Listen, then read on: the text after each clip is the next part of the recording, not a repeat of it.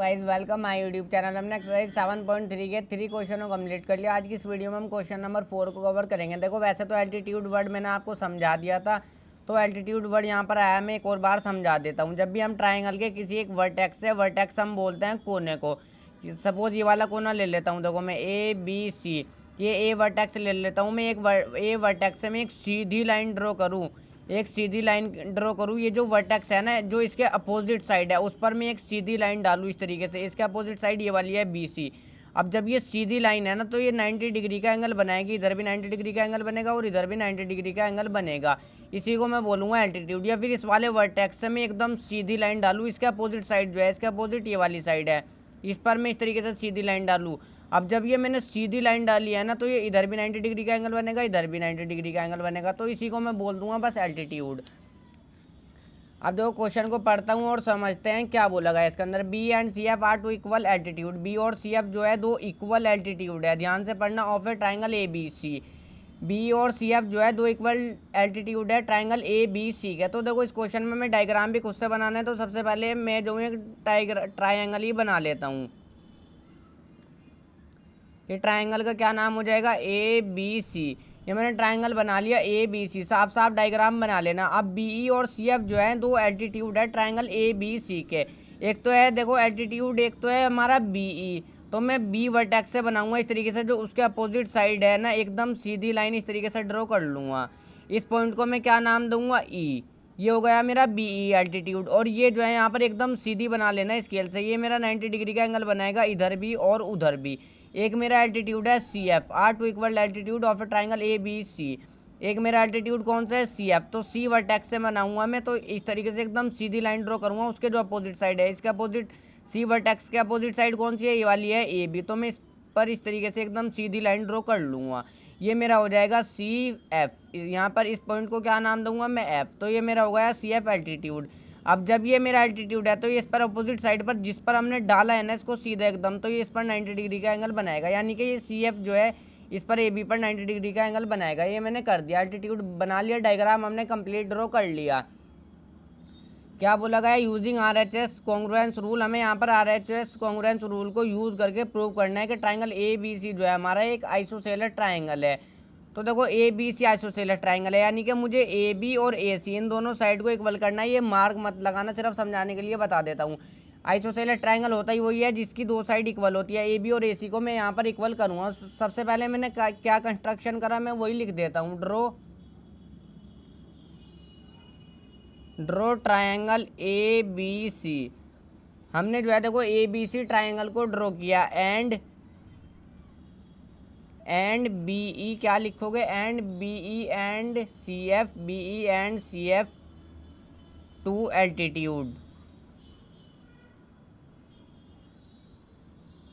बिल्कुल सिंपल सी लैंग्वेज लिख दी मैंने। ड्रॉ ट्राइंगल ABC, हमने एक ट्राइंगल ड्रॉ कर लिया ABC and BE and CF two altitude. और BE और CF जो है इसके दो एल्टीट्यूड है। अब हमें गिवन क्या है, देखो यहाँ पर ध्यान से देखो, हमें गिवन क्या है, BE और CF are two equal altitude. ये जो है इक्वल है, यानी कि B और CF इक्वल है। तो मैं यहाँ पर ये लिख दूंगा BE is equal to CF। ये दोनों इक्वल हमें दिए हुए हैं। हमें प्रूव क्या करना है, हमें प्रूव करना है कि ABC एक आइसोसेलेस ट्राइंगल है, यानी कि AB और AC इन दोनों साइड को हमें इक्वल प्रूव करना है। AB is equal to AC। जब ये दोनों इक्वल हो जाएंगे, इससे हम समझ जाएंगे ABC जो है हमारा एक आइसोसेलेस ट्राइंगल है। अब मैं इसका प्रूफ देखो मैं किस तरीके से करूँगा। मैं दो ट्राइंगल ले लूँगा, कौन कौन से, एक तो मैं ले लूँगा BEC, एक तो मैं ले लूँगा ये वाला BC, और एक मैं ले लूँगा CFB। तो देखो in triangle BEC and triangle दूसरा कौन सा ले लूँगा, एंड ट्राइंगल CFB। अब इनको चाहे अलग अलग से भी बना लेना। CFB देखो इस तरीके से बना हुआ है, CFB जो है वो इस तरीके से बना हुआ है, और हमारा जो है ये भी छोटा सा बना। ये रफ वर्क मत करना, सिर्फ समझाने के लिए बता रहा हूँ। BEC इस तरीके से बना हुआ है। अब एंगल BEC भी 90 डिग्री का है और CFB भी 90 डिग्री का है। इन दोनों को कॉन्ग्रुएंट मैं यहाँ पर प्रूव करूँगा। तो देखो किस तरीके से करूँगा, एंगल BEC हमें बोला है यहाँ पर जो हमें कॉन्ग्रुएंस रूल, यानी कि कॉन्ग्रुएंट करेंगे ना हम यहाँ पर, वो RHS रूल से करना है। तो RHS रूल से मैं इन दोनों ट्राइंगल को कॉन्ग्रुएंट करूँगा। अब देखो BEC एंगल जो है वो इक्वल है CFB के, मैं यही लिख दूंगा, एंगल CFB के ईच 90 डिग्री। देखो मेरा बी ई सी भी 90 डिग्री का है, सी एफ बी भी 90 डिग्री का है। जोन जोन से मैंने दो ट्राइंगल लिए वो मैंने यहाँ पर अलग से बना लिए, इस तरीके से थोड़ा सा बना हुआ है। ये कौन सा बनाता है मैंने, देखो सी एफ बी जो है थोड़ा सा इस तरीके से बना हुआ है, ये 90 डिग्री का है ये वाला। अब देखो यहाँ पर एक साइड और कॉमन है, बी सी साइड कॉमन है ना। देखो यहाँ पर बी सी साइड हमारी कॉमन है, तो क्या लिख दोगे, B C is equal to B C. अब अच्छे खासे हमने क्वेश्चन कर भी लिए तो कॉन्ग्रुएंट आप इजिली कर लोगे। B C is equal to B C, ये साइड हमारी कॉमन है। और अब देखो यहाँ पर एक और बी ई, इसकी ये जो बी ई साइड है ना, देखो बी ई साइड ये वाली है, बी ई साइड जो है वो सी एफ के इक्वल है। ये दोनों इक्वल एल्टीट्यूड है, हमें साफ साफ दिए हुए थे, बी ई और सी एफ इक्वल है यहाँ पर। देखो एक बार यहाँ पर भी बता देता हूँ, बी ई साइड और सी एफ साइड ये दोनों इक्वल हैं, B E is equal to C F, ये चीज़ हमें जो है गिवन है। अब देखो आरएचएस रूल से ही दोनों ट्राइंगल कॉन्ग्रुएंट होंगे। दोनों ट्राइंगल में तीन चीज़ें देख ली हमने जो दोनों ट्राइंगल में सेम हो, तो ट्राइंगल बी ई सी जो है वो कॉन्ग्रुएंट हो जाएगा ट्राइंगल सी एफ बी के। अब देखो आरएचएस रूल किस तरीके से लगेगा मैं बता देता हूँ।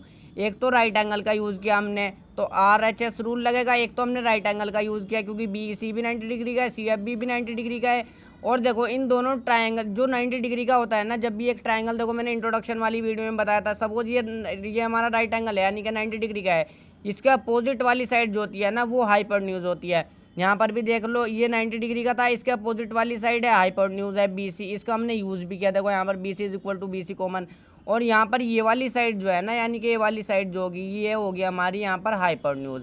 ये देखो इसके भी अपोजिट में और इसके भी अपोजिट में, दोनों ट्राइंगल की हाइपोटेन्यूज साइड है ये हमारी हाइपोटेन्यूज साइड है आर एच, और एक साइड इक्वल है, ये हमारी साइड कहलाएगी। कौन कौन सी है हमारी इक्वल, बी ई और सी एफ। ये देखो यहाँ पर ये हमें गिवन ही थे, बी ई बी और सी एफ, ये एक साइड होगी हमारी, तो ये एक हो गई हमारी साइड। तो आर एच एस रूल से दोनों ट्राइंगल कॉन्ग्रुएंट हो जाएंगे। R H S rule. अब देखो जब ये दोनों ट्राइंगल कॉन्ग्रुएंट हो गए, मैंने क्यों करा इन दोनों ट्राइंगल को कॉन्ग्रुएंट, क्योंकि मैं यहाँ पर जो है एंगल बी और एंगल सी को इक्वल करूँगा। यहाँ पर से मेरे एंगल बी, देखो इस वाले एंगल का कोरस्पॉन्डिंग एंगल ये वाला है, तो ये सीपीसीटी रूल से इक्वल हो जाएगा। देखो यहाँ पर भी देख लो, सबसे पहले बी लिखा गया है, यहाँ पर सबसे पहले सी लिखा गया है, तो एंगल बी का कोरस्पॉन्डिंग एंगल है एंगल सी। एंगल सी को मैं यहाँ पर से इक्वल करूँगा, angle B is equal to angle C, CPCT rule से, सीपीसीटी। अब मैंने इन दोनों को क्यों इक्वल किया, देखो मैंने इंट्रोडक्शन वाली वीडियो में बताया था, जब भी किसी ट्राइंगल की दो साइड इक्वल हो तो उसके अपोजिट वाले एंगल होते हैं, और इसका उल्टा भी है, उसके अपोजिट वाले एंगल इक्वल होते हैं।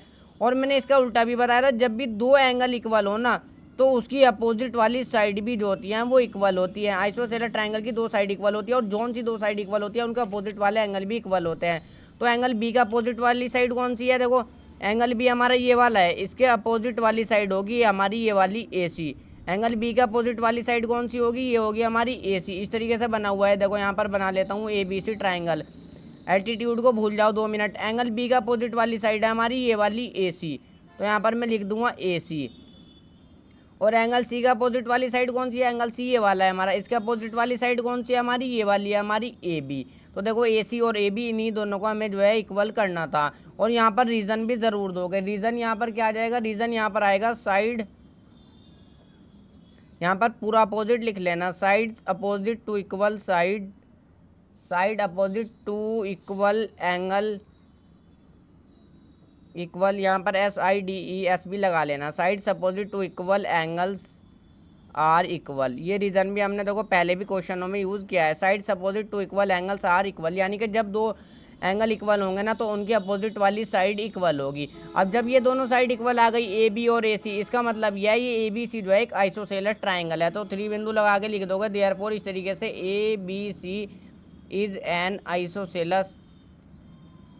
Isosceles triangle. तो इस तरीके से एक ए बी सी जो है एक आइसोसेलेस ट्राइंगल हो जाएगा।